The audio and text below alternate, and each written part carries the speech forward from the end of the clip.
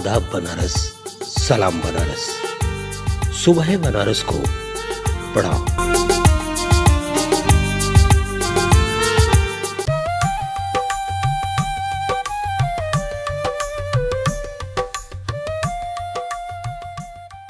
सुधीजनों, एक निवेदन आपसे करना चाहता हूं।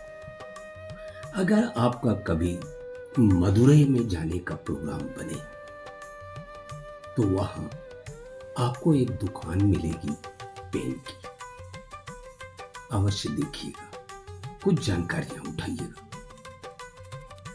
आइए मैं आपको इस कहानी से रूबरू कराता हूं। स्थान का नाम है मदुरई मीनाक्षी मंदिर का प्रवेश द्वार।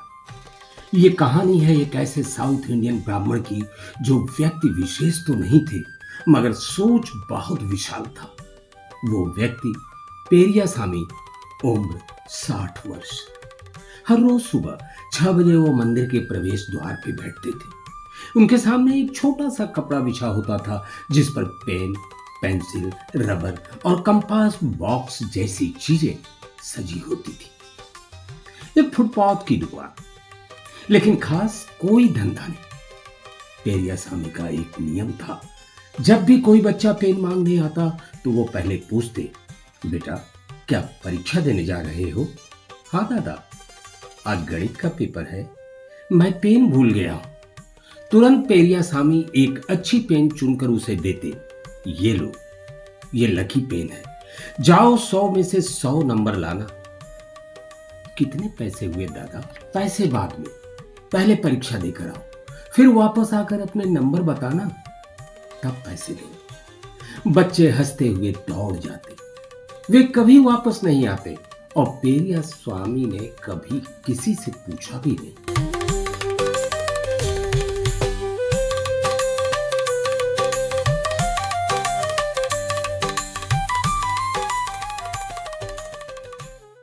उनकी पत्नी थंगम उन्हें डांटती, क्या आप पागल हो गए?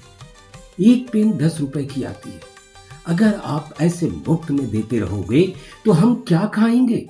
घर का किराया कौन देगा?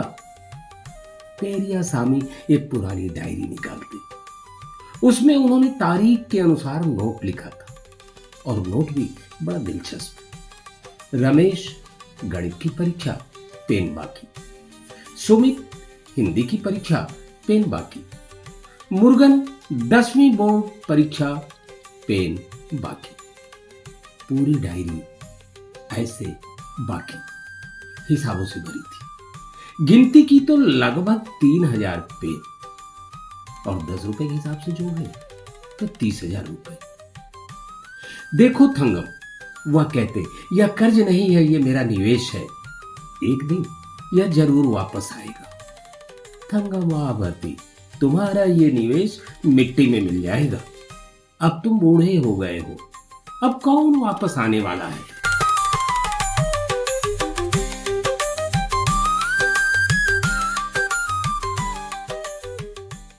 बीस साल का वक्त बीत गया। पेरियासामी अब 80 वर्ष के हो चुके थे। आंखों से धुंधला दिखता था और सुनाई भी कम देता था। फिर भी आज भी वही मंदिर का दरवाजा, वही कपड़ा बिछाकर बैठते थे। लेकिन अब बच्चे जेल पेन और ऑनलाइन चीजें इस्तेमाल करते थे, इसलिए उनका धंधा बिल्कुल बंद था। और एक सुबह मंदिर के दरवाजे पे एक बड़ी गाड़ी आकर रुकी। लगभग 35 साल का एक आदमी बाहर निकला, सूट बूट पहने, हाथ में फूलों का गुलदस्ता लिए। वह सीधे पेरियासामी के पास गया और उनके चरण छुए। दादा, मुझे पहचाना आपने? पेरियासामी ने आंखें सिकोड़ कर देखने की कोशिश की।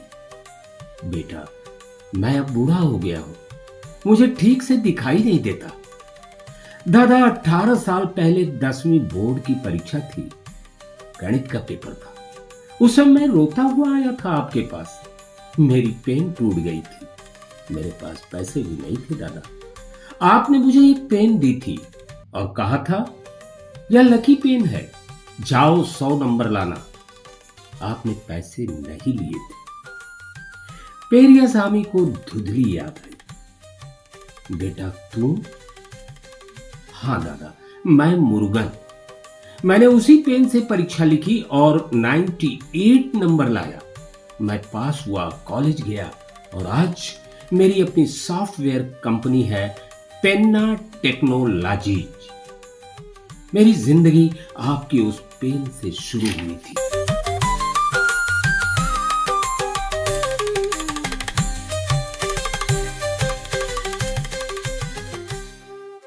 थंगम दरवाजे पे खड़ी यह सब सुन रही थी। उसकी आंखों से आंसू बह रहे थे। मुर्गन ने एक लिफाफा निकाला। दादा, उस दिन मुझे आपको 10 रुपए देने थे, आज मैं ब्याज सहित वापस देता हूं।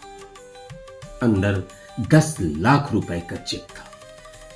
पेरियासामी के हाथ कांपने लगे। बेटा मुझे पैसे नहीं चाहिए, तू सफल हुआ यही बहुत है। नहीं दादा, यह पैसे नहीं है, यह आपका निवेश है जो मुनाफे के साथ आज वापस आया है। अब आपको इस फुटपाथ पे बैठने की जरूरत नहीं, मैं आप दोनों की जिम्मेदारी लेता हूं। और अगले दिन अखबार में हेडलाइन थी, सॉफ्टवेयर उद्योगपति ने फुटपाथ पर बैठने वाले दादा को 10 लाख रुपए की गुरदक्षिणा दी। यह खबर पढ़कर दूसरे दिन दूसरी गाड़ी आई। दादा मैं सुमित हूं, मैंने आपकी दुकान से हिंदी परीक्षा के लिए पेन ली थी, आज मैं हिंदी का शिक्षक हूं। फिर रमेश आया। दादा मैं आज ऑडिटर हूं, मेरी जिंदगी की पहली बैलेंस शीट आपके पेन से लिखी गई।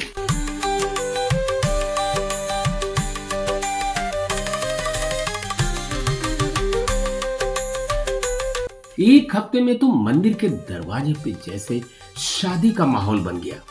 Doctor, engineer, collector, police officer सब लाइन में आए। पेरियासामी के पैर छुए और फूल, फल और लिफाफे भेंट में दिए। थंगम ने पुरानी डायरी निकाली।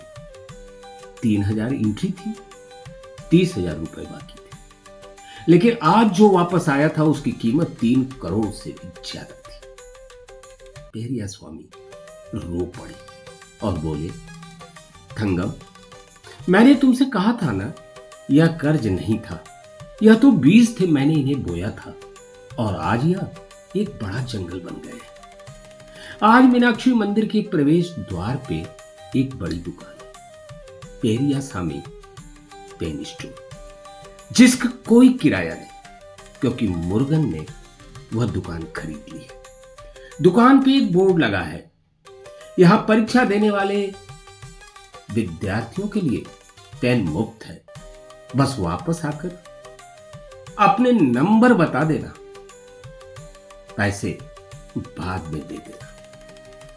उसके नीचे एक छोटी लाइन लिखी है, 10 रुपए की एक पेन जिंदगी बदल सकती है, विश्वास रखिए।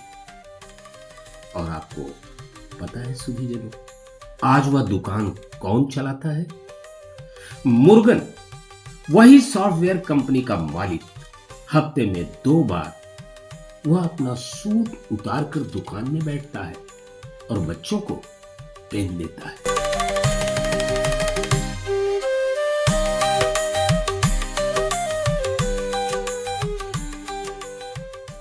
बेटा ये लकी पेन है, जाओ 100 में से 100 नंबर लाना। आप जो देते हैं वह सिर्फ पेन नहीं होती, वह एक आशा की किरण होती है। एक दिन वही आशा लौटकर आपके चरणों में झुकेगी और उस दिन आपको समझ आएगा कि आप कभी गरीब नहीं थे, आप तो सच में बहुत अमीर थे। जय हिंद, जय भारत।